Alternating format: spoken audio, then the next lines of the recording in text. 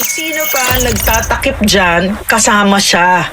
Yan, si Ping Lacson, obvious ba? Kasama siya. 'Di ba? Ang ICC kasama, 'di ba? Yes. Biro mo ang ginawa ni Bongbong Marcos, no? Ginawa yung gobyerno, ginawa niyang sindikato, 'di ba? Taga-protekta ng mafia niya, no? Ng crime syndicate niya. Tapos ginawa din niyang sindikato ang ICC. Nalulungkot din ako sa Senado, lalong-lalo na sa idolo ko, na Senator Lacson. Naku po, Pinky. Sinimulan niya yung investigasyon, pero hindi niya tinapos. Tama. Ang balita ko pa, mukhang may deal na siya. Kaya ayaw niya ipatawag yung mga Naku bersamin. po. Ayaw niya ipatawag yung mga sundalo, yung mga Marines, na siyang makapagbibigay ng katuldukan dito sa pinakamalaking korupsyon sa ating bansa. Nakausap ko mismo yung pinsan ni Adrian Bersamin, si Mayor Nene, na dating Chief of Staff ni Lucas Bersamin. At sinabi nila, involved si Presidente. Sa katunayan, si Adrian Bersamin daw may hawak pa 1.2 billion na nasa kanya. Grabe. Sobra doon sa mga nakuha kay Bernardo at sa iba't iba pang mga ahensya ng gobyerno. Bakit hindi patawag ni Senator Lacson, yung mayor ng Taal, Batangas, dating Chief of Staff ni Lucas Bersamin? Bakit hindi patawag si Lucas Bersamin? Bakit hindi patawag si Adrian Bersamin? Grabe nga mga kabdit, ito ho ang ating pag-uusapan na Doc Lorraine Badoy ka Eric Celis. Tatalakayin ho natin dyan yung mga 18 ex-Marines kung saan matitindi nga ho yung kanilang pinaglalantad sa kabalbalan ng kaban ng ating bayan. Dito kasi mga kabdit, yung pagnanakaw ng administrasyon hindi ho biro yan. Billion trillion ho, hindi barya ang ating pinag-uusapan. Hindi lang ho yan mga kabdit, nakikilala niyo ho ba yung nasa ilalim? Ang isa ho nating iniidolo. Si Kong Egay Erice, isa ho siyang kongresista dyan sa mabuhabang kapulungan ng mga kabdita.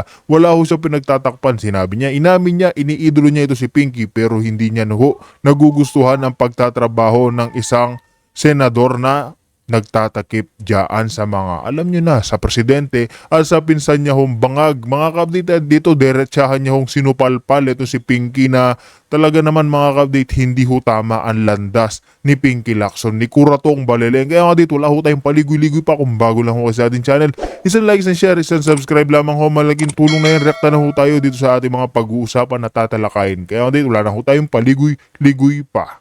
At yan ay kumpirmado ng mga kababayan. At ang una nag-react, Ma'am Lorraine, na parang tina-downplay po nila ito at para bagang pinapalabas na hindi naman magaganda ang mga record nito ng mga nagsalaysay at nagbunyag ng mga revelations ay ang Philippine Navy at AFP dahil mga dishonorably discharged daw itong karamihan sa kanila. Well, ba't kayo nagre-react kung dishonorably discharged? It does not matter to the cause and to the basis of the truth that they are bringing out. Di po Tama mga kabdit, hindi naman porket retirado na itong mga Marines, wala na ho silang karapatan magsalita. Bakit? Bawal ho ba silang magsabi ng katotohanan ng kanilang hinanakit? Dahil nga mga kabdit, hindi ho nila alam na yung mga dinadala ho nilang mali-malitang bilyon-bilyon pera mga kabdit, galing pala sa nakaw. Siyempre mga kabdit, naglalabas na ho sila na alam nyo na, hindi naman sa paghuhugas kamay mga kabdit, pero siyempre, milyon-milyong Pilipino ho ang naapektuhan. Yung mga dumaang baha, yung mga pagnanakaw sa gobyerno, yung mga pagdagdag sa buwis ng mga Pilipino, naapektuhan lahat tayo. Yung pagnanakaw ng administrasyon mga kabdit, hindi ho natin pwedeng palampasin yan. Hindi ho natin pwedeng palampasin at ang kailangan lang ho natin matanggal sa posisyon yung mga korap na politiko. Di ba? Ma'am Lorraine. And of course, ang isang nag-react kagabi sa kanyang statement, si Ping Lacson. Sabi niya parang ang timing very suspicious. Parang destabilization ang plano nila at hindi naman para sa katotohanan. Ma'am Lorraine, would you like to discuss and start off with our views regarding sa balitang ito? Meron bang magnanakaw na umaamin? Di ba? Parang medyo rare yun, di ba? Medyo rare yung gano'n. Yung umaamin siguro pag nakatutok na yung baril. Naku Or, po. pero kasi sila parang in flagrante delicto. Huling-huli. Di ba? Huling-huli talaga. Black and white document, no? It's a legal document na sinign ng mga marinos, ng mga soldiers natin, no? And on top of that, parang, you know, I was just looking at the whole thing, no? Kung anong sinabi ni Toby Chanco, kung ano sinabi ni Zaldico, kung ano sabi ni Gutesa. Lahat nagganon talaga, nag-fit together talaga completely and walang contradiction, no? So, yung sinasabi ni Ping Lacson, expected yun. I mean, kasi ba't ako makikinig sa sinungaling? Ba't ako makikinig sa someone who has proven himself to be dishonorable, no? He's the one who's very dishonorable na siya yung nagtatakip kay Bongbong Marcos, no? There's a gargantuan evidence, a mountain of evidence, and then sasabihin niya walang right away, no? Right away, walang hindi mastermind si Bongbong Marcos, hindi man lang niya napatawag si Martin Tambaloslos, magnanakaw, buhayang magpinsan na yan, yung magpinsang kleptomaniac na yan, hindi man lang niya mapatawag, di ba? So, why the fuck should I listen to you, di ba? You've already shown me who you are. You're and then of course does it surprise you that his name was there in black and white no nakatanggap ng maleta si Ping Lacson? It just it's ang ganda talaga kasi it just makes us understand, parang yung ginawa natin Eric noon sa NTF LCAC, di ba, yung pag nung nagsabi na yung mga former rebels, yung DG Nika, yung NBI, AFP, PNP noon kung ano yung CPP, lalo na yung mga former rebels, no, yung infrastructure, organizational structure, parang biglang nakita natin lahat, di ba, na yun pala yung kung bakit ganito, yun pala yung kung bakit ganyan, di ba, yung lantaran, lalo na ako, taga-UP ako, pucha, yung pala yun, di ba, biro mo nung dumating yung information na yun sa akin, ano ako noon I was almost 60, imagine. And then, that was the only time na nagising ako. No, so, in other words, ang binigay ng mga marino sa atin, mga soldiers natin, magigiting na sundalo natin is power. Information is power. No, so suddenly, now we're seeing things. So, now we're seeing, pinagtatawa na lang natin si Ping Lacson, di ba? So, yung mga pinagsasabi niya. So, that's my take on it. Lalo pa Ayan, tama naman ho yan mga kabdit na pinagtatawanan na lang ho si Pinky Lacson. Bakit ho sa pagtatawanan mga kabdit? Kasi yung pagtatagip niya dyan sa administrasyon, lantaran na ho. Lantaran na. Mantakin po ninyo mga kabdit. Gusto niya pang baliktarin yung 18 ex-marines. Ganyan ho katindi, ganyan ho kalupit. Imbis na ipatawag niya dyan sa Senado, nakanotaryo naman na ho yung mga 18 ex-marines. Kaya oras na magsinungaling ho sila o wala hong katotohanan ng kanilang sinasabi mga kabdit, panigurado at panigurado, makukulong ho sila. Ganyan lang ho yan. Binubuhis na nga ho nila yung buhay nila para sa milyon-milyon Pilipino. Tapos ngayon gusto pa ho siyang baliktarin. Madali lang ho kasi yan. Natatandaan niyo ho ba nung sinabi ni Pinky nung medyo kaalagwa pa ho nila si Kong Saldico na mag-a-attend daw ho sa hearing si Kong Saldico via Zoom call. Ang kaso bigla ho naglabas ng mga video si Kong Saldico, mga litrato ng mga insertion, proponents, lahat-lahat ho ng kabalbalan dyan sa gobyerno. Bigla ho sinabi ni Pinky hindi na daw pag-a-attend dyan sa Blue Ribbon Chair sa via Zoom si Kong Saldico. Bakit to? Kasi nga bumaliktad ho sa administrasyon ni Marcos Jr. Hindi na ho umayon sa kanila. Tapos ngayon itong 18 ex-marines mga kabdit, gusto na ho nilang baliktarin. Sinisiraan ho ang kanilang mga background na hindi ganyan, pati ho ang kanilang pamilya. Pinupuntirya na ho nila, ganyan na ho. Kaya pinagtatawanan na lang ho yan si Pinky, kuratong baliling. Lalo lang niya diniin yung sarili niya, di ba? Agree. Ma'am Lorraine, bilang maiksing pag-recall kung ano ba ang buod ng nilalaman ng mga salaysay na ito. Yes, I happen please. to read, nakita ko ma'am yung kanilang sinumpaang salaysay at na-shock talaga ako. No? Una, Shocking, no? grabe ma'am, kinumpirma nila na close to 1 trillion pesos po ang kanilang mga naging deliveries sapagkat mas nauna pala silang nagtrabaho bilang security team sa kay Ginoong Saldico for almost 2 years or mahigit 2 years ang iba, samantalang si Sergeant Gutesa 2 weeks lang. Pero kay Sergeant Gutesa, sabi nila, totoo yung sinabi niya. Nakasama siya, hindi lang bababa sa 5 o baka umabot pa sa mga 10 na pagkakataon na nagdi-deliver nga sila. Sila yung nagkakamada. So number 1, it was confirmed na ang bodigero, bunker, bodigero, depositoryo ng mga pinagnanakaw na kayamanan at pera ng bayan at mga dinaya na proyekto, si Saldico, yan ay utos ni Bongbong Marcos Jr.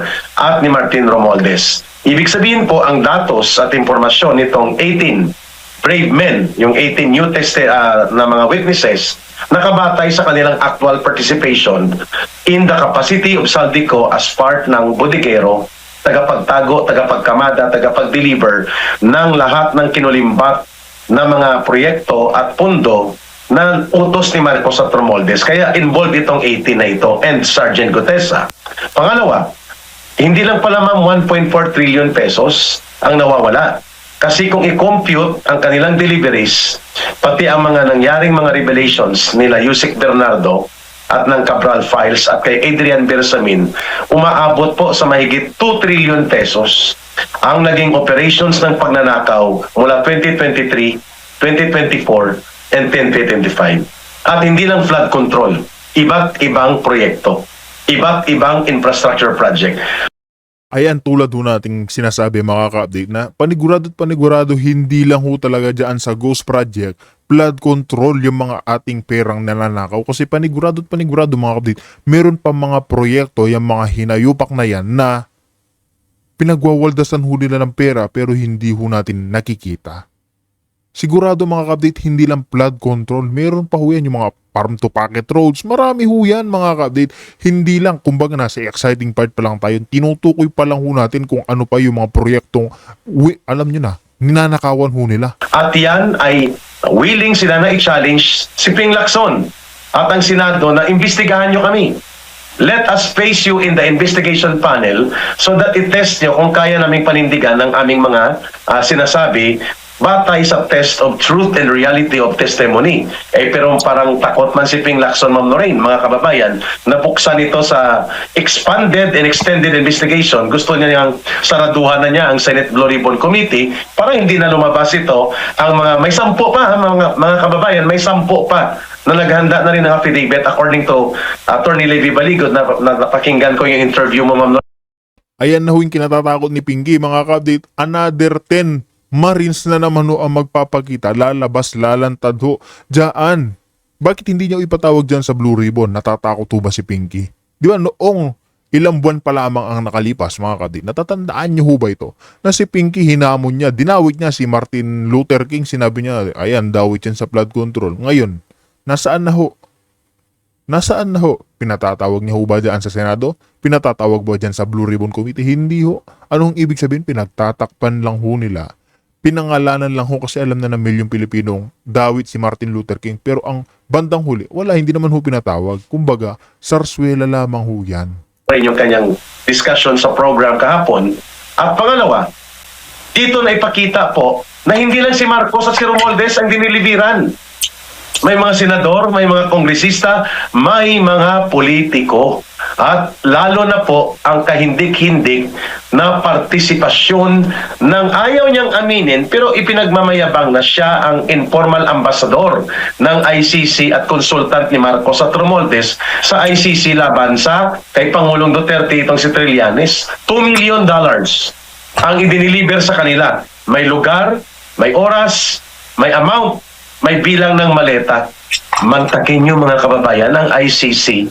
Investigators and prosecutors representatives, pinapasok ni Martin Romualdez at ni Marcos, si Saldico ang point man at itong 18 na mga testigo, Ma'am Lorraine, ang mga bahagi ng nagdi-deliver ng pondo, hindi lamang sa politiko, kongresista at mga sindikato ni Marcos at Romualdez, but of course, including ang illegal na mga investigasyon na ginawa laban kay Pangulong Duterte in 2023 and 2024. Ngayon, kumpirmado na, Ma'am Lorraine. Shocking. Very shocking. Kat pati media, pati vloggers. Yeah, pati media. Di ba? Nandun Ay, lahat. ma'am, nakalimutan ko. Pati ang CPP operatives.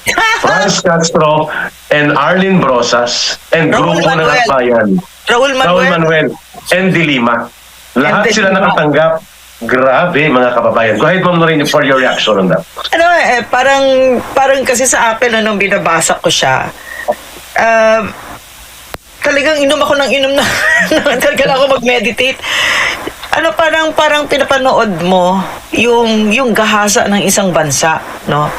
At yung particularly yung galling sa akin yung ICC, yung kay Sonny Trillanes. Pero Eric, naalala mo, noon pa naman natin sinasabi yon kasi yung natin, yung asset natin sa loob ng BJMP, sinabi sa atin na si Sonny Trillanes lagi andon at naghahanap talaga siya ng false witnesses, di ba? Labas-masok yan si Sonny Trillanes. So ang dasal natin lahat, pagsunod na pagpasok niya dyan na siya. Kasi dyan siya dapat talagang mapreso yung taong yan. Napakabulok ng putang inang yan. Diba? So, noon pa natin, alam mo, this was as early as 2023. Yun yung sinabi sa atin nung time na yon, diba? Na sabi Trillanes na kinakausap pati si Madriaga. Kahit tapos recently, hindi si Juliet de Lima, si De Lima, si Saba, no? Si Laila de Lima. Kinakausap din si Madriaga at talaga naghahanap talaga sila ng magko-confess, si Asidre, etc. Diba? So, in other words, parang yung BJMP, well, this is another topic, pero ang BJMP talaga, yung hotbed yan ng operations ng Marcos administration, Marcos CPP operations. At dinala nga ng Marcos government ang ICC members sa loob ng BJMP at kinausap si Vic Ladlad, si Wigberto at Villarico, Adelberto Silva, mga top CP. Eric, kwento mo kung sino yung mga yan na kinausap ng ICC, na ang nag-facilitate ay si BBM. Eric, kwento mo kung sino yung mga hayop na yan. Ang binabanggit po ni Ma'am Lorraine ay mga pinuno ng Communist Terrorist Group ng CPP, NPA, NDF. Central Committee po sila. Si Vic Ladlad po ay nagsilbi ito na Acting Secretary General nang mahuli at makulong ang mag-asawang Chamson nung buhay pa sila. Mataas po yan na posisyon ang Secretary General sapagkat ikaw po ang nagsisilbi na organizational man. Buong organization sa buong bansa, sa iyo po dumadaan ang reporting, ang facilitation, monitoring, membership, recruitment, and operations including finance. Sa kanya po dumadaan yan. At siya din ang nag-supervise nitong grupo ng pinamunuan na grupo nila Carol Araulio at nila Teddy Casino, yung NUFC, National United Front Commission, under sa kanya din yan. So ito naman si Adelberto Silva ay humawak din ito ng NOD, National Organizations Department. At siya naman po ang in charge sa mga pag-organize sa mga iba't ibang sektor, estudyante, kabataan, kababaihan, workers, at pati na po ang mga urban poor sa buong Pilipinas. So matataas sila. Si Villarico po ay nagsilbing acting chairman nang mapatay po sa labanan si Benito at Wilma Chamson. Si Ray Casambre, ganoon din po, Central Committee ang mga ito. So yung binabanggit ni Ma'am Lorraine, na nilinyahan po nila Marcos at Romualdez at pinakausap sa ICC, yes ma'am, ay sila po ang mga top communist terrorist leaders. And they are also connected doon sa international department kung saan gumagalaw din para itulak ang pagpapadukot, ang special operations laban kay Pangulong Duterte dahil may international department po ang CPP, NPA, NDF na nakabase sa Netherlands, Ma'am Lorraine. Asawa naman ni Joe Maciso na nandoon na mumuno. Yeah, tapos, Eric, no, ang kagandahan kasi ngayon, pansinin nyo, noon pa naman namin sinasabi ito, si Cristina Conti ay CPP yan, operatiba ng CPP. O sino ba yung nagfa-frontline ngayon na nagdala ng AJK kunyari na mga biktima na yan? Di ba siya? So, pero syempre alam na natin yan dapat, no, na si Cristina Conti ay CPP. Pero dahil sa dokumento ng mga Marines, ay maliwanag, no? Maliwanag ngayon kasi, Eric, yung pera, yung mga maleta na binigay kay na Franz Castro, Raul Manuel, tsaka kay, sino pa nga? si Arlene Brosas na mga CPP na operatiba sa loob ng Congress, hindi naman kanila lang yun eh. Ibibigay nila sa CPP yun. Correct. Diba? Correct So, ka. in other words, si Marcos, he is funding the CPP, NPA, NDF, Armed Forces of the Philippines. Sa malaling salita, binuksan mo ang pintuan ng bahay mo at nakita mo yung asawa mo na may kasamang iba. Diba? Caught in the act sila. Ano pang inaantay ninyo? Na caught in the act na si Marcos na nagbibigay ng pera sa kalaban ng bayan na kung saan napakaraming sundalo ang namatay, napakaraming pulis ang namatay. Itong si Bangag na ito, betrayal of public trust. He is a traitor to his own country. Ano pang hinihintay ninyo? Huwag naman ninyong antayin na maririnig pa namin na may binigyan ng maleta sa inyo kasi ako, ang paniniwala ko, sino ba yung mga Marines na yan? Mga sundalo yan dati, di ba? And once a soldier is always a soldier, no? Di ba yan ang kasabihan? Once a Marine, always a Marine. Lalo pag Marino, di ba? Talagang semper fi, di ba? So, the information na binigay sa atin ng mga soldiers na yan, no, ng mga security ni Saldico, napaka-powerful na information yan kasi kailangan na nating pababain yan si Marcos as soon as possible kasi bawat upo niya dyan in black and white magnanakaw ang putang inang yan. Yan. Tumutugma po ito mga kababayan sa naunang nag-leak na Adrian Bersamin files. Yeah. Na may nagdi-deliver talaga si Saldico. At ang mga nag-delivery o gumawa ng deliveries rather, ito yung lumabas na 18 na mga tao. Kasi binabanggit ni Adrian Bersamin doon sa kanyang mga text messages, Ma'am Lorraine, kay Marcos Jr., Sir, natanggap ko na 7.112 billion, pinipilang ko, ina-accounting ko, i-deliver ko na. Kaya, nagsumagot si Marcos, kontakin mo si ganito. At naka-ready na sila. So, ang mga text messages po na ginawa sa pagitan ni Marcos at ni Bersamin, ito po yung nagpapatotoo na may deliveries. Sapagkat tumutugma. Yes, ma'am. Eric, may tanong ako. Tama ba yung pagkakaalala ko na di isang beses nagreklamo si Marcos kay Saldico na bakit ganyan lang yung sa akin, and then nag-insert sila para merong ibibigay sa kanya na 25. Nag-insert sila ng 100 billion para lang kay Marcos para meron siyang 25 billion. Tama. Kasi nagreklamo siya. Oo. Kasi ma'am, Sabi ni Saldico ang kota ni Saldico nung ibinigay sa kanya ang Committee on Appropriations at bilang bagman na butikero, dapat makapag-deliver ng 2 billion pesos kay Marcos. Lamang. Hiwalay pa kay Romualdez mula sa kickback. Bahala si Saldico kung saan manggagaling. Hindi niya nakakayanan, ma'am, mga kababayan. Ayan mga kapatid, kumakalat na huyan na yung di umanong 20 billion insertion o yung kickback ni Marcos Jr. kasi nag-inserto sila 100 billion pesos. So, yung kay Marcos dyan mga kapatid, 20 billion pesos, yan ho yung kumakalat noon. Kaya anong expect natin dyan sa administrasyon? Di ba? Kababayan na may deliver ang 2 billion. Eh, sabi ni Marcos, hindi, ganito na lang. Bigyan niyo ako dyan ng 100 billion at ikaw ang bahala na may deliver ang 25%. That is why 25 billion po ang pinadeliver ni Marcos. Sabi ni Saldico kay Martin Romualdez, at ang nag-ariglo niya ma'am dalawa, Jojo Cades and Yusek Jojo Cades and Yusek Bersamin. Sila ang nag-ariglo kay Saldico, ito yung instruction. At nang ikinumpirma yan kay Amina Pangandaman, ang budget secretary, kinumpirma na yun ng utos. Wala yun sa NEP ha. We're talking about ma'am the 2025 budget. Wala yun sa NEP. Ito pala yung naalala ko, Eric, na sinabi ni Martin Luther King, yung magnanakaw na yung buwisit na yan.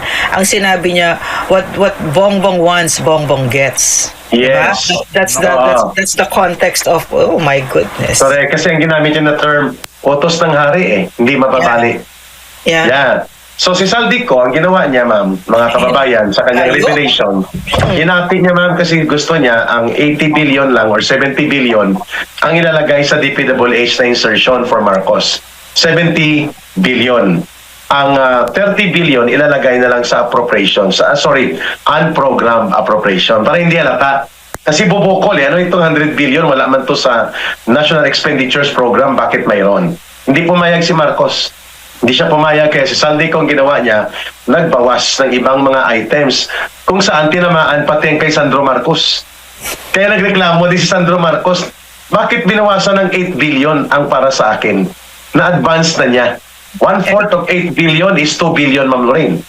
Eric, naalala mo si Vice President, ang sinabi niya noon, ang budget na yan, 2 tao lang nag-ano. So yung sinabi ni Eric, no, na nagbawas-bawas si Saldico, mag-isa lang siya, hindi dapat ginagawa yon, dapat isang committee yon, no?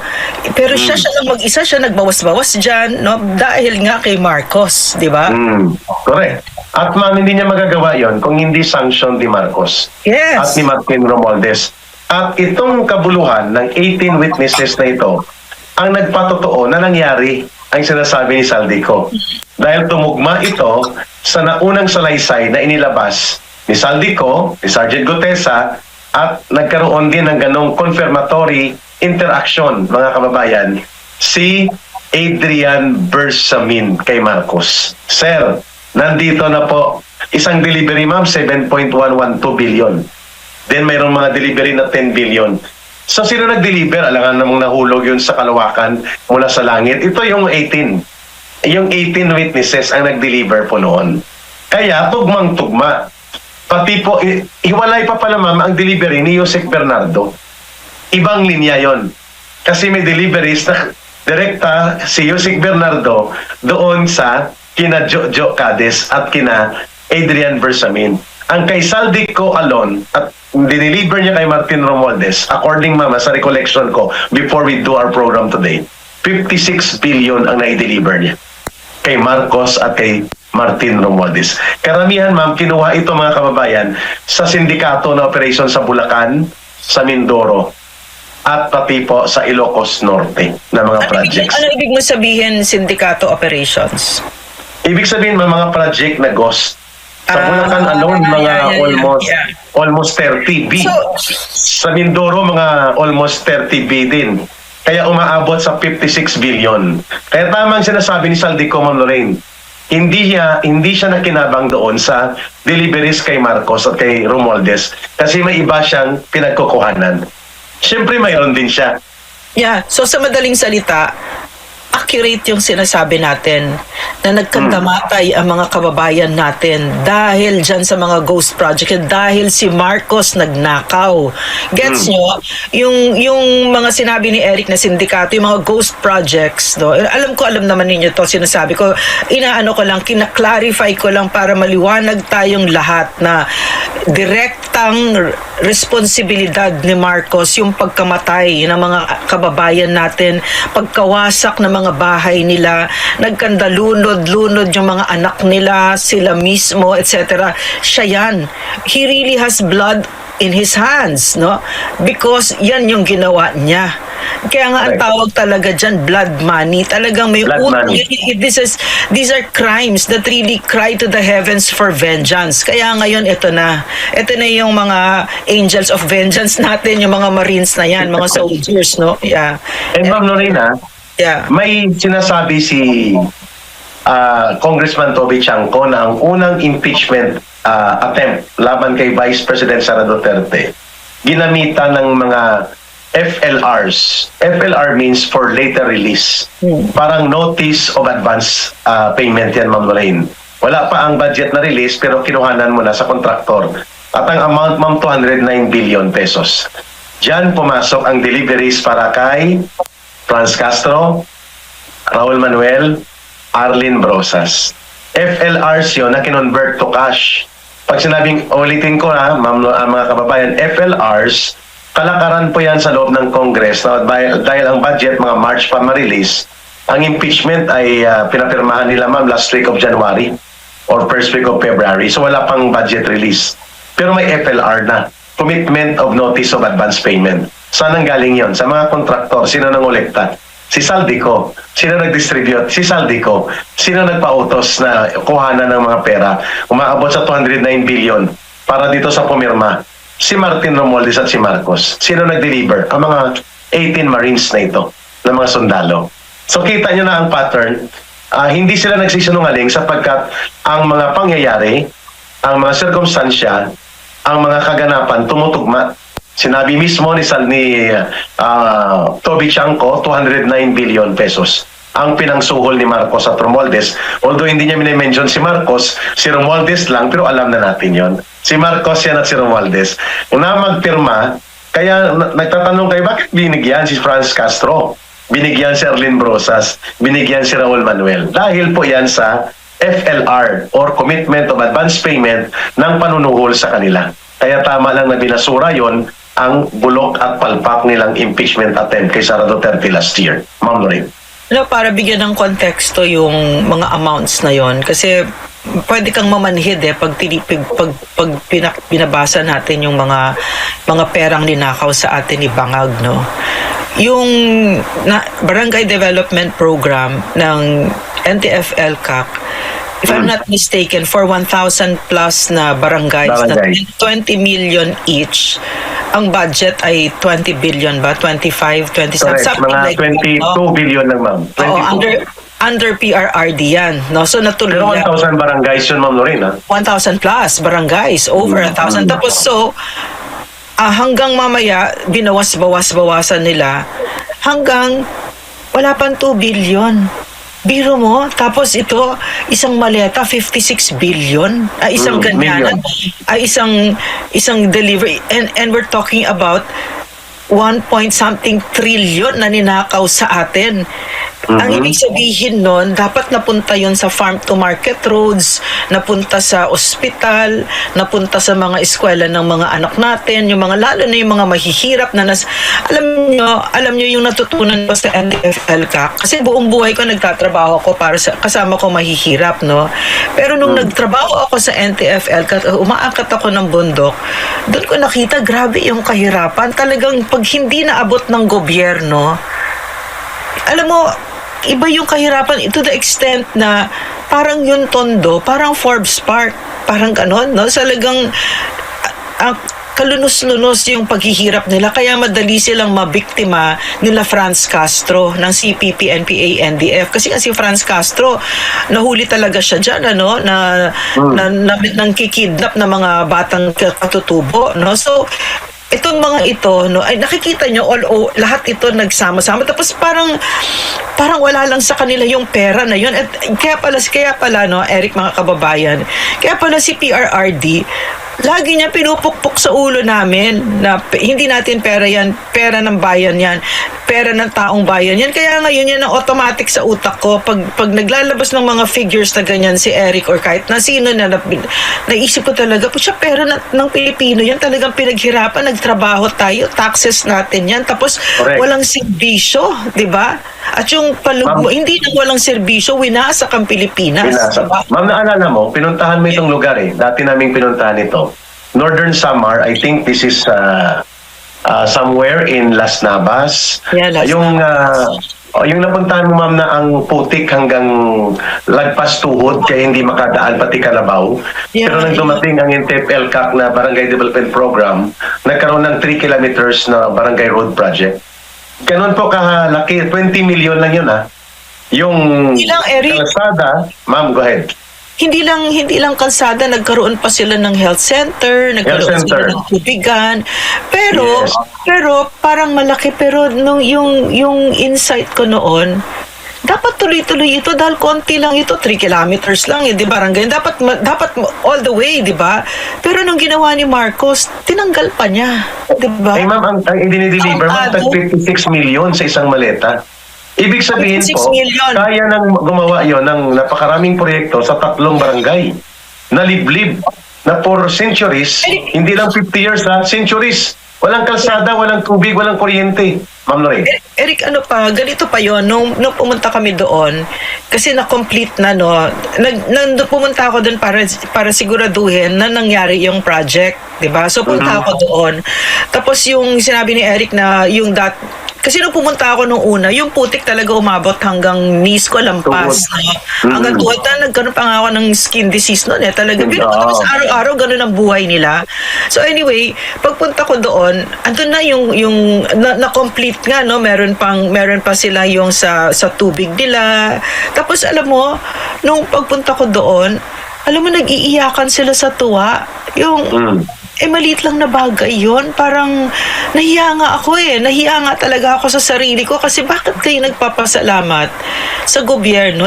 Nagpabaya ang gobyerno sa inyo for how many decades kung kaya itong mga... Decades. So, decades. Yeah, kaya itong sila Franz Castro, napakadali nila kayong lokohin kasi sasabihin lang nila yung totoo, di ba, na walang pakialam ang gobyerno sa inyo. Kaya tuloy, yung Las Navas na yan, grabe yan, talagang buong buhay nila dyan, talagang ilang generations na wala silang nalaman na katahimikan, pero nung dumating ang NTF-ELCAC, nakaranas sila ng progreso at katahimikan. Pero I was so moved that they were crying tears of joy. Sa madaling salita, konti pa lang, dapat tinuloy-tuloy pa yon, di ba? Yun. May isa pa yun, Ma'am Lorena, hindi pa natin nabanggit. Bakit namin kino-contextualize? Bakit namin binibigyan ang ganito kawalang puso, katarantado, kademonyo ang pagnanakaw na ito? Kasi ang mga perang ito could have made deeper and strategic changes sa buhay ng milyong-milyong Pilipino, kagaya ng dinidiscuss namin ni Ma'am Lorena, ng ipinatupad ni Pangulong Duterte sa pamamagitan po ng Barangay Development Program as centerpiece doon sa NTF-ELCAC operations. Mga kababayan, ang lugar na binabanggit namin kung bakit mahalaga yung gripo, may tubo ng tubig, kasi open source sa ilog ang kanilang tubig, na ang ilog ay infected po ng mga tinatawag na fluke worm na nagre-resulta sa schistosomiasis. At napakalala po yung schistosomiasis na yan, mga kababayan, na binabanggit namin ni Ma'am Lorraine, sapagkat ang mga bata, nakita yan ni Ma'am Lorraine, malalaki ang tiyan, maliliit ang ulo, sapagkat umaakyat ang fluke worm at nangingitlog sa katawan nila dahil ang tubig na pinagkukuha na nila, infected po doon sa mga snails sa ilog. Kaya po ganun kahalaga ang gripo na yan, na naging na secured ang tubig nila, doon na nanggagaling sa tuburan sa bundok, hindi na sa ilog. Di po ba Ma'am Lorraine, nakita mo kung gaano kalawak ang affectation ng schistosomiasis sa Northern Samar? Yan pong punto namin ni Ma'am Lorraine, kung bakit kami nagagalit at bakit napapamura kami dito, Ma'am Lorraine. Eric, ikwento mo kung ano yung ginawa ninyo nung NPA ka pa. Ay, oo.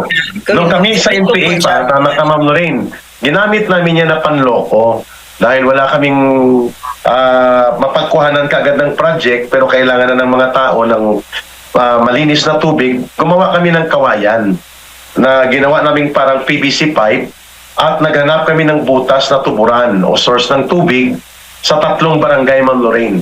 At nasolve namin ang schistosomiasis na problem, na pababa ito, at ang mga municipal health ng project ay kami ang nagtulak ng NGO na magpartner sa Australia at US na mabigyan ng mga gamot ang mga tao doon. So parang ang mga NPA ay naging bida. Pero hindi naman namin yan concern na maging bida kami doon sa kanila. Ang concern namin doon, maging mass base namin sila. Taguan ng armas, bala, at rekrutin namin ang kabataan nila. Exactly. Yung mga lugar ng Matuginaw, Las Navas, Silvino Lobos, ay sus, grabe ang NPA recruitment yan. Dahil sabi ni Ma'am Lorraine, matagal na panahon na pinag-iwanan at tinalikuran sila ng gobyerno until dumating ang programa ni Pangulong Duterte na Barangay Development Program at NTF-ELCAC. Kaya tama yung binabanggit ni Ma'am. Eric, nawala ka. Eric. Nawala si Eric. Eric, nawala ka. Naka-mute ka. Naka-mute ka. Naka-mute ka, Eric.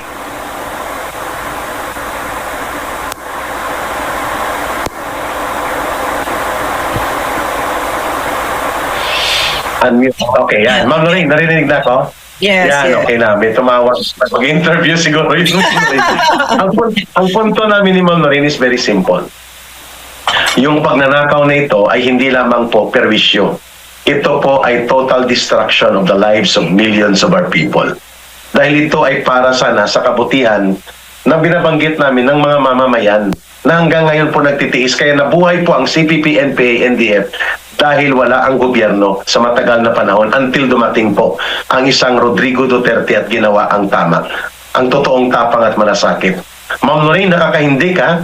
Mantakin mo si Franz Castro was able to get, kung 4 na maleta yon, that's around 200 million Wow. plus. Yeah, 56 million per maleta eh. Oo. So, ganun din ang si Brosas na dinideny nila ngayon. Well, walang maniniwala mag-deny man kayo. Ang katotohanan, tumutugma na sa binanggit ni Congressman Toby Chanco. Sinuhulan kayo para pumirma sa impeachment. At ito ang mga suhol na ito ang idiniliver sa inyo kung bakit may maleta na dumating sa inyo, Ma'am Lorraine. Ilang maleta Right. yung kay ilang maleta yung kay Tag-apat, Ma'am eh. Apat. So 254 million tapos bawat isa times 4 almost a billion, 896 million Okay, tatlo man sila. sa kanilang tatlo. So, tama ka, napunta ang bulto niyan, siguro 75% napunta yan sa pagbili ng armas, pundo ng NPA, pundo ng Communist Party, para pabagsakin ng gobyerno. And I like your logic. Yan ay kataksi lang, iskandaloso na pagtraidor ni Marcos sa mamamayan at hindi dapat yan pinapalagpas ng AFP, Ma'am Lorraine. Maraming implikasyon yung pagnakaw na ganyan, no? Ang ibig sabihin talaga, hindi exaggeration. Pag sinasabi natin ang ninakaw ni Marcos sa atin ay yung buhay ng mga anak natin. Kasi yung mga kababayan natin sa Las Navas, etc., yung mga ganyang kung saan bumabalik ang NPA, no? Ang mamamatay dyan, yung mga mahihirap na nare-recruit nila. No, magiging at yung the bright future of our country kasi naranasan na natin sa NTF-ELCAC noon yung totoong katahimikan at progreso. So ninakaw din ni Marcos yung destiny ng Pilipinas, no, na umaandar na ang Pilipinas. Ninakaw niya kahit yung subway. Biro mo pinatigil niya tapos kinulimbat niya yung pera. Putang ina talaga lahat ninakaw niya. So ngayon hindi na nga yung kagandahan dito, no, na nakikita ko maliwanag na mas maliwanag pa sa araw, sa sikat ng araw, na si Bongbong Marcos ay mandarambong, number 1, numero 1 sila nung pinsan din niyang kleptomaniac na, no. So ngayon, kung sino pa nagtatakip dyan, kasama siya. Yan, si Ping Lacson, obvious ba? Kasama siya. 'Di ba? Ang ICC kasama, 'di ba? Yes. Biro mo ang ginawa ni Bongbong Marcos, no? Ginawa yung gobyerno, ginawa niyang sindikato, 'di ba? Taga-protekta ng mafia niya, no? Ng crime syndicate niya. Tapos ginawa din niyang sindikato ang ICC. Ganyan kagaling ang pagkademonyo ng drug addict na yan, no? So, Agree. tatahimik pa tayo, AFP, PNP, tatahimik pa tayo at papayag pa rin tayo na yan pa rin ang nakaupo dyan. Grabe, the implications to this, you know the implications of this, kasi we are at a crossroads in history and we are going to look back at this time and there will be a lot of people whose names will be really just putik dahil sa ginawa ninyong yan sa Pilipinas. So, pero ako, Erica, honestly, I'm very, very hopeful for our country. Yes, it's disheartening, no? Pero kasi na-experience natin sa NTF-ELCAC yung power ng tao, no? Power ng taong bayan. I mean, who would have thought na mapapabagsak natin ang CPP, NPA, NTF? At hindi naman kami yun eh. Hindi naman kami ni Eric or ng NTF-ELCAC. Kayo yun, Pilipinas ang gumawa nun. Kasi kung hindi kayo naniwala sa amin, wala, 'di ba? Pupunta ako sa Facebook pages mismo ng CPP. Kayo na mismo yung lumalaban. Kahit ngayon nakikita ko pag nagsasalita si Arlene Brosa, si Franz Castro nag-deny, 'di ba? Pinagtatawanan na lang ninyo. So, kayo yung lakas ng bayan talagang. So, ganun din ang gagawin natin dito. Correct. Ma'am, I would like to get your reaction dito while we are trying to consolidate yung mga punto natin. Nag-react dito ang AFP while they are not attacking the message, but they tried to discredit the messengers. Instead of calling for a thorough investigation and listening up dito sa mga pahayag na ito, pinalabas nila na who would take seriously people or soldiers na may mga record ng dishonorable discharge. Ma'am Lorraine, hindi po maganda na ang AFP imbis na tumahimik na lang kung wala man silang magawang matino at maayos sa ganitong kalantarang iskandalo ng pagbubunyag, they tried to maneuver na i-discredit at i-downplay, pagmaliitin ang mga pahayag na ito. Would you like to react to that, ma'am? To the statement na Well, you hindi know naman what? kapanipaniwala ang mga pahayag na yan? It makes me sad. It makes me really sad. Honestly, when I read it, parang sad naman ng AFP. Ano nangyari dito, 'di ba? Kasi that's a fallacy in argument in arguing, 'di ba? Argumentum ad hominem, 'di ba? Kung ang ina-argue mo saan nanggaling yung yung pagkatao nung mga nagsasabi nito. Pero bakit hindi mo tignan yung ebidensya na pinapakita niya na overwhelming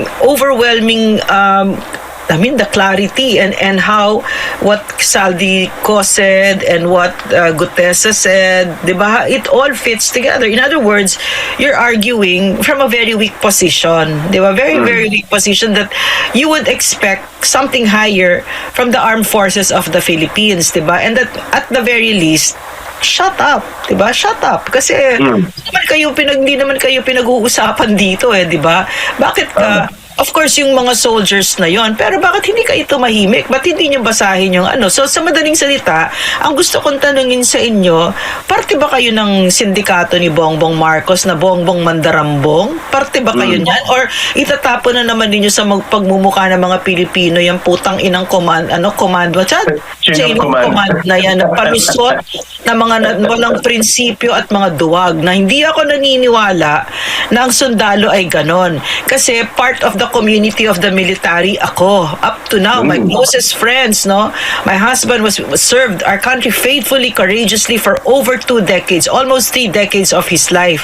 So, our closest friends are in the military sector. So, I really know your hearts and I know your minds. And because we sat together, how many decades in our lives, we grew our children together. So, I know who you are. So, don't tell me, maybe this is just like the CPP operation where somebody there in UP will say the UP community as if you're speaking for everybody. So I'm hoping it's just like that, but I really believe given the very clear evidence all through these 3 years that he sat in as a president that the armed forces of the Philippines knows already very clearly that Bongbong Marcos is a plunderer, and I believe in my heart of hearts that the vast majority of our soldiers are like Colonel Mongao rather than Omet Browner. Yeah, Okay. I agree. Ma'am, maganda yung punto mo Kung wala ka nang maitulong para sa kabutihan at paglaganap ng katotohanan at pagpapalakas ng panawagan ng taong bayan para baguhin at tapusin ang bulok na sistema ng panggobyerno ni Marcos, sana tumahimik na lang sila. Huwag nang nagdagdag ng mga malisyusong atake. I agree sa punto mo, Ma'am Lorraine. It does not matter kung ano ang naging record nila, kung totoo man yan, sinasabi ninyo, sa pagiging Marines nila, sa pagiging sundalo nila. What matters most here is ang kanilang pinanghahawakan ng galing sa kanilang pagresgo ng kanilang buhay at ng kanilang pamilya dahil alam nila na babalikan sila ng kaso, iipitin sila, iharas sila dahil like right now, hindi na po makikita ng kanyang pamilya o hindi na nakikita regular ng kanyang pamilya, ng kanyang asawa at mga anak, si Sergeant Gutesa. Dahil hinawakan na siya ng isang nagngangalang MC. Ang pangalan niya, ito rin po ang naging alam noon sa operations laban sa Kingdom of Jesus Christ at kay Pastor Kibuloy, Itong si MC na tinatawag ng iba the Prince, Ang pangalanan natin, ang pangalan niya ay Manny Cuevas, According to reports. Ito rin siya tinatawag na the Prince. Ewan ko bakit the Prince, pero parang ito ay isa sa mga maruruming operator ng iba't ibang gobyerno at over the years nakakapasok siya sa corridors of power. So parang ito ay kasabwat ni Romualdez ito sa pag-operate na paatrasin ang mga security team ni Saldico. Kasi supposedly, ma'am, 58 yata ito magte-testify. According to the information, naging 22 na lang sila. Kasi bumaliktad na yung iba na takot na, umalis na, nagtago na. Because of the special operations nitong tinatawag na si MC with Marcos and Romualdez consenting to it. So pananakot, panunuhol, at iba pa. Kaya mali po yung AFP dito, maling-mali kayo. That you are going to shoot down the messenger. Rather than be objective to call, sige nga, bigyan natin ng pagkakataon na maimbestigahan at may paliwanag pa itong mga sinasabi ng mga dating sundalo natin upang mabigyan po ng kaliwanagan ang katotohanan kung gaano kalawak at kalubha ang koneksyon ng korupsyon at pandarambong sa gobyernong ito. That could have been the kind of message na ini-expect ng taong bayan. Kung hindi nyo kayang ipanawagan ang immediate na pag-resign ni Marcos Jr. But for the AFP, lalo na sa Philippine Navy, to come out itong cheap propaganda attack laban sa mga whistleblowers na ito, bumalik tuloy sa inyo na parang wala na nga kayong bayag para manindigan ng may prinsipyo laban sa katiwalian at pandarambong na pinamumunuan ng inyong Commander-in-Chief. May gana pa kayo insulto at takutin o bastusin ang mga nagsusumikap na manindigan ng tama, kagaya nito mga former soldiers na ito.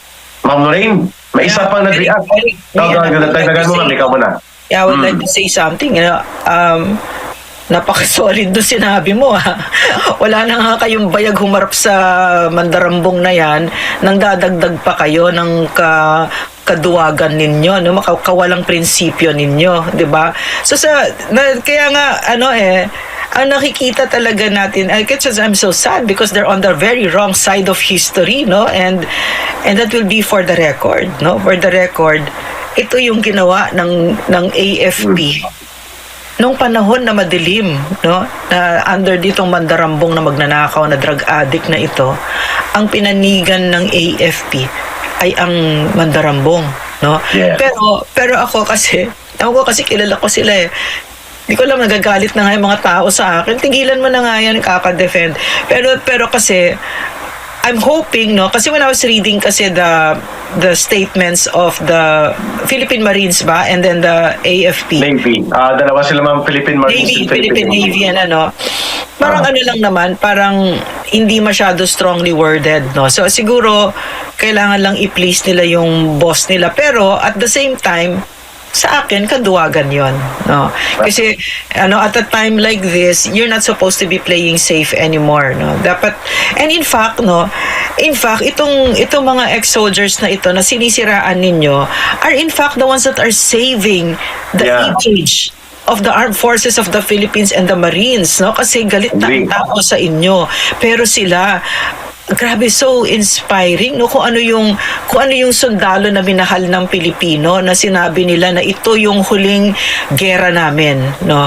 Yeah. At mamamatay kami para sa Pilipinas. Yan ang sinasabi nila at inaalay namin ang buhay namin, na hindi sila literal na chain of command, sa kanila na gets nila, no? Gets talaga nila na nakita nila na ito pala yun, hindi pala kami mamamatay na may hawak na baril na ipinaglalaban ang bayan kung hindi tumatayo dito at sinasabi ang katotohanan, but inaalay namin ang buhay namin kasi kilala natin itong mga ito, no? Talagang they are risking their lives at kilala natin sila Marcos, no? Na talagang brutal, Diyan nga si PRRD sa The Hague, di ba? Yeah. So, yeah. Agree. And yan din ang sinabi ni Ginoong Saldico. Gustuhin man niyang umuwi at mag-testify, alam niyang papatayin siya. At yan din po ang sinasabi ng marami kung bakit bigla na lang nagkaroon ng kamatayan sa isang Yusek Cabral. Kung patay naman talaga siya, bigla siyang nawala.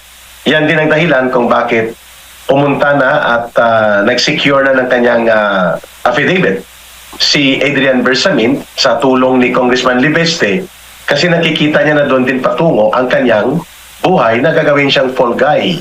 Na nag-operate siya, si Lucas Bersamin posible, ganun din ang gagawin sa kanya, at pati kay Amina Pangandaman. Na pinagkaisahan nila si Bongbong Marcos Jr. Tarantado. Sino maniniwala sa iyo? Ikaw ang may kontrol ng lahat at ang asawa mo. Ganun kayo kasugapa. At wala pong nagsasabi na nag-uutos kay Saldico dito sa mga deliveries at dito po sa sindikato sa budget operations sa loob ng Kongreso, ang itinuturo na nag-uutos, ikaw at si Romualdez, hindi si Pangandaman, hindi si Lucas Bersamin. Posibleng dumiskarte sila Lucas Bersamin, yes. Dumiskarte din sila Pangandaman, yes. Pero ang utos at kumpas nanggagaling kay Marcos. At yan ang pinatotohanan ng 18 witnesses na ito, Ma'am Lorraine. Ngayon, sa huling bahagi ng portion na ito, ma'am, ng ating episode, kuhanan din kita ng reaksyon, mga kababayan, at magbibigay ako ng counter-reaction dito sa inilabas na statement ni Benny Abante, kasi galit na galit siya na pinangalanan Tinuro siya na involved din sa pakinabang sa mga sindikato ni Marcos, including ang lahat ng mga abusado sa TRICOM at QUADCOM na nagpahirap sa mamamayan ng basto sa atin, nagpakulong sa atin, Ma'am Lorraine, lahat sila ay nakatanggap po ng mga maleta at bahagi ng benepisyaryo ng sindikato at katas ng partidahan sa pinagnakawan na pundo ng mamamayan. Sabi ni Benny Abante, ang mga nagsisinungaling ay kaya din pong gumawa ng mga pagnanakaw. Wow! Quoting something about the Bible, Ma'am Lorraine, and hiding behind doon sa kanyang pagbabanal-banalan. Yung kanyang postura na wala namang ibang tawag sa kanya ngayon kundi banal na aso, santong kabayo. Ma'am Lorraine, would you like to react? Ito rin pong reaksyon nila Barbers at ng mga sila Kimbo. Tinilibiran din pala sila ng mga maleta at lahat ng ito, si Don Gonzales, sila JJ Suarez, lahat ng mga ito ay mga bumuo ng mapang-abuso at mapanupil at abusado na TRICOM at TWADCOM nila. Ma'am Lorraine, go ahead. Eric, naalala mo nang na illegally detained tayo, 'di ba may mga there were members of the staff ng Congress na followers namin na binisita kami at sinabi sa amin na binigyan sila ng mga supot after nung mga 5 to 10 million each kung sino yung nagpa-detain sa amin so this doesn't come as a surprise. So ito let's go back to Benny Abante kasi when you look at the documents kasi of the Marines, andun siya, di ba? And like I said, it makes perfect sense, suddenly, yung mga nandun, yung mga pinakamalalaking mga bunganga, pinaka kinasusuklaman ng Pilipino, kasi talagang abusado, parang they did everything para sumunod sa utos ni Bongbong Marcos at protektahan siya, para patahimikin tayong lahat sa pag-criticize kay Bongbong Marcos at kay Tambaloslos, di ba? So, gusto ko sabihin sa mga ano bang simbahan ni Benny Abante, pastor nila ito di ba? Ang dinadala niya ma'am is Metropolitan Evangelical Church. Okay, so to the followers of this Pastor Abante, ang pastor ninyo ay magnanakaw, plunderer, hindi lang simpleng magnanakaw. Isa siyang magnanakaw, mandarambong siya. Isa siyang sinungaling, isa siyang cheater sa elections. Demonyo ang pastor ninyo, Satanas ang pastor ninyo. Umalis na kayo diyan sa simbahan na yan or paalisin niyo siya kasi nasa loob ng simbahan ninyo mismo si Satanas, si Benny Abante yon. Sinungaling, magnanakaw, lahat na yan. Nag-cheat pa sa elections, di ba? Ang kapal talaga ng mukha niya. Tapos, he has the bloody gall to quote scripture, di ba? Yes. But, even Satan knows how to quote scripture. Satan is very knowledgeable with the Bible, no? I read, no? So, it doesn't mean anything, Benny Abante. Don't tell you are being judged not by what you say but what you do, and we know what you've done. You are an oppressive bastard. You have abused your power over and over and over, and you're there in the list of the 18 Marines. Who are we going to believe, a liar like you or these Marines? And it's not the first time that you're being named. So yun ang gusto kong sabihin sa mga followers sa simbahan ni Pastor Abante, nandyan sa loob ng simbahan nyo ang demonyo at ang pangalan niya ay si Benny Abante. I agree. And speaking about abuse of authority, Ma'am Lorraine, nakita natin kung paano niya in-empower ang pangbabastos sa mga independent social media commentators. Tinatakot niya, sinisigawan niya. Tayo mismo. Tayo kasi din, yes, nakita natin, napakasakit panoorin yung ginawa niya doon sa mga kasama na mga kababayan natin. Pero tayo mismo naramdaman natin yung bigat ng kamay ng bastos na yan. No? Yes. Naalala mo, Ma'am Lorraine, pinuntahan natin siya representing the information group ng NTF-ELCAC sa Strategic Communications together with the representative of the National Intelligence Coordinating Agency nung siya ay hindi pa masyadong nalantad sa kanyang katarantaduhan. Minority floor leader siya that time. So, niya. Eric, yun yung panahon pa ni PRR, disbehave pa siya. Yes. And then, nag-briefing tayo, ma'am. Cooperate pa siya. And then, after 4 months, nandun na siya. Kasama niya na ang CPP, NPA, NDF at siya na ang tirador para dito sa mga peke at mapang-abuso na palusot na bills na sponsor ng CPP, NPA, NDF like Human Rights Defenders Bill. At ngayon, siya din ang pasimuno ng tinatawag, sorry for the word, tuwadkom. Dahil pinapatuwad nila ang karapatan ng taong bayan at sila ay naghahari-harian sa loob ng Kongreso. Si Benny Abante po ay isa yan sa kinamumuhian ng taong bayan kagaya ng pagkamuhi at pagkagalit ng mamamayan dyan kay, maliban kay Romualdez, kay Akop, kay kay Paduano, Lahat ng kay mga nandun Barbers, sa Eric, lahat ng nandun sa documents. Sa listahan JJ ng Suarez, dokumento. Kimbo. si Kimbo, si Dong Gonzales, Yeah. mga kababayan, lahat po sila, they were all rewarded doon sa pinagnakawan at pinagdurubuhan na pera ng mamamayan. Kaya nila ginamit at kinonvert into an institutional oppression machinery ang buong Kongreso.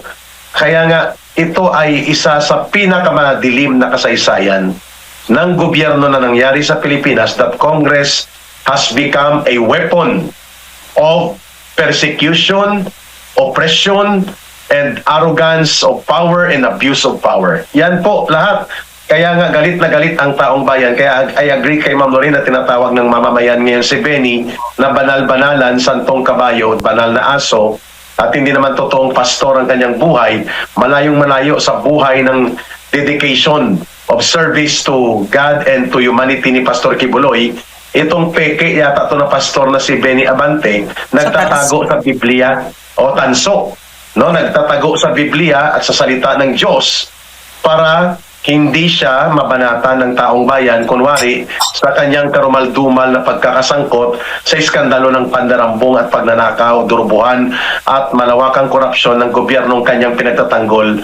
Ang kanyang boss kung si Congressman Toby Chanco pa, attack dog yan ni Martin Romualdez Kaya pala naging attack dog dahil nakatanggap din ng mga maleta.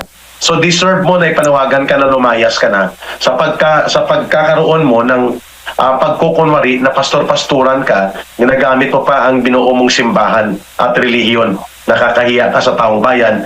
And I agree kay Ma'am Lorraine, hindi ka naman elected Wala ka dapat sa Kongreso. Comelected ka. At malamang sa malamang, binayaran mo ang Comelec para mapadisqualify mo ang nanalo talaga dyan, hindi ikaw. Kaya ikaw ay pumasok dyan dahil ikaw ay attack dog ni Marcos at Romualdez at namaleta ka rin, Benny Abante. Tsaka Eric, hindi lang yung dokumento na yan ang nagsasabi na si Benny Abante. It all fits in, kahit yung kay Zaldico, who was the chair of the Appropriations Department. Nandyan, pati si Toby Chanco, pinapangalanan siya, di ba? So, talagang, it's not just him Ang dami nila, ang dami talaga nila. And hindi coincidence na yung mga nakapangalan doon, yun yung pinakamakang malalaking bunganga, di ba, na nag-defend and protect kay Marcos in the guise of a Quadcom. Yan sina Ace Barbers, di ba? Yeah. So, nakikita pa din natin ngayon, the same names na kinamumuhian ng Pilipino. And how old is this guy, this Benny Abante? Benny? 98 million? 70 na yan, ma'am 48 million na ba siya? So, Benny, malapit na kayo magkita ni Akop, di ba? Anong problema natin, Benny? Ano ba? Matagal pa ba ito? Gaano ba kadami ang kailangan mo nakawin sa Pilipino? Hayop ka. Di ba? He's so old already. Di ba? He's really old already, and then this is what I don't understand about these people, kasi nakita ko din kagabi sa Facebook na si Stella Kimbo nag-iiyak siya. This is an old video, yung right after ng Quadcom, and she was talking about her sons, na people were sending them hate messages, etc. And nagpapaawa siya, naiyak-iyak siya na my gosh, how vicious, ganyan. What did you think? I mean, these people, I don't get it. I don't really get it.